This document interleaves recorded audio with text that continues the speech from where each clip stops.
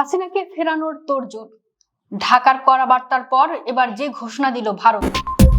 দীর্ঘ ৮ মাসের বেশি সময় ধরে ভারতে পলাতক থাকা বাংলাদেশের পলাতক সাবেক প্রধানমন্ত্রী ফ্যাসিস্ট শেখ হাসিনাকে দেশে ফিরিয়ে আনার ইস্যুতে অবশেষে নীরবতা ভাঙল ভারতের পররাষ্ট্র মন্ত্রণালয়।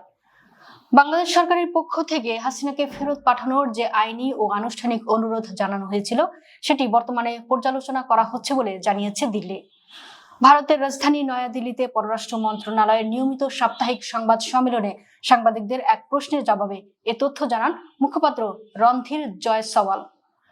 সংবাদ সম্মেলনে শেখ হাসিনাকে দেশে ফেরত পাঠানোর বিষয়ে ভারতের অবস্থান জানতে চাওয়া হলে রণধীর জয়সওয়াল বলেন, বাংলাদেশের চলমান বিচারিক ও অভ্যন্তরীণ আইনি প্রক্রিয়ার অংশ হিসেবে তাকে ফিরিয়ে আনার একটি অনুরোধ আমাদের কাছে এসেছে।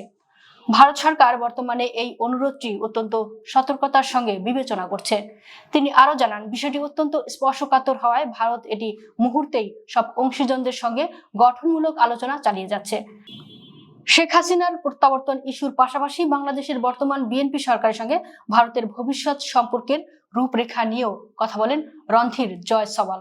তিনি বলেন, আমরা বাংলাদেশের সমস্ত ঘটনা প্রবাহ খুব নিবিড়ভাবে পর্যবেক্ষণ করেছি।